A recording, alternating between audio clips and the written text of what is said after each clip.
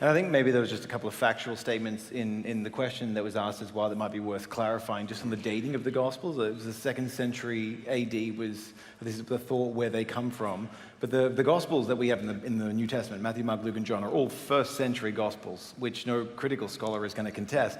And you would certainly say the arguments for at least Matthew, Mark, and Luke, the Synoptic Gospels, being pre-70 AD, I think are far stronger than the arguments that they come after 70 AD. And so you're talking within living memory when these things are actually being penned.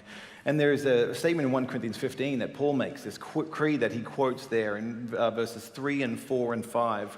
And scholars will point, critical scholars, even from the Jesus Seminar back in the 80s and 90s, and they'll say, look, these date to within 3 months to 5 years after the resurrection of Jesus. The early Christians claimed that Christ died for our sins in accordance with the Scriptures, that he was buried, that he was raised on the 3rd day in accordance with the Scriptures, and that he appeared. And so that's a very early reference to the crucifixion of Jesus, rather than just some later development.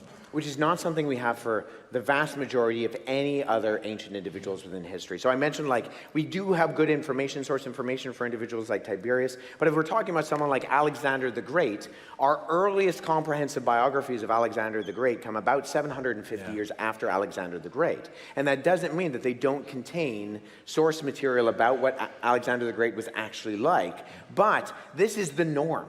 This is the norm for ancient characters. The fact that we have some biographies, never mind 4 biographies, all corresponding and giving things like undesigned coincidences, is actually unheard of in ancient source historiographical information.